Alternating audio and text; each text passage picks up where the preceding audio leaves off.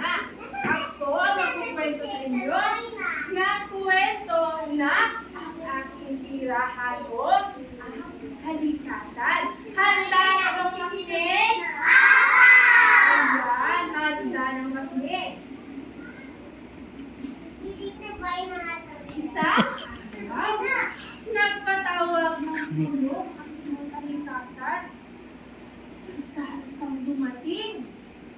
Sina Ilog, sina Puno, at ang mga hayop na sina Bawi-Ramo, si Isda, at si Ibon. Ipinatawag kayo upang alamin ang inyong kalagayan sa kasalukuyan. Mabuti po iyon, inang kalikasan, wika ni Ibon. Para malaman nyo rin ang aming kalagayan at problema sa kasalukuyan. Agad tinanong ng inang kalikasan ang malungkot na si Ilog. Tinanong si Ilog ng inang kalikasan. Ikaw, Ilog, kamusta ang iyong kaharian? Nalulungkot po ako, inang kalikasan. Sapagkat ang aking pong dating kulay ngayon ay pumamuli na. Ano po ba ang nangyari kaya sa ilog? Bakit nang kulay kayo maging? Ayan, ma. Tinanong naman ng inang kalikasan si Puno. Ikaw, Puno, kumusta ang iyong kaharian? Ang sabi ng Puno,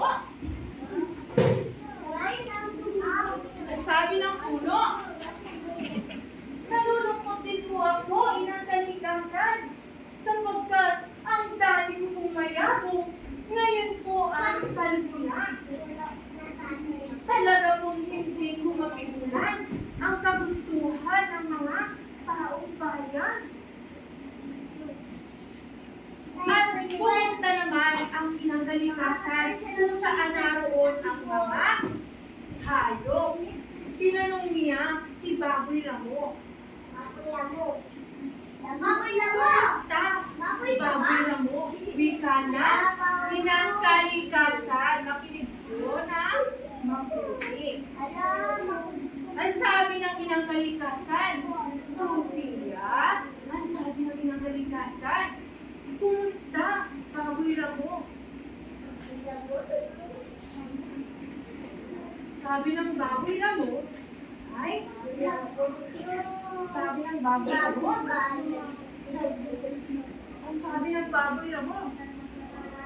nangiyak-iyak siyang sumagot. Mahal na inang kalikasan, kami rin po ay kakauti na sapagkat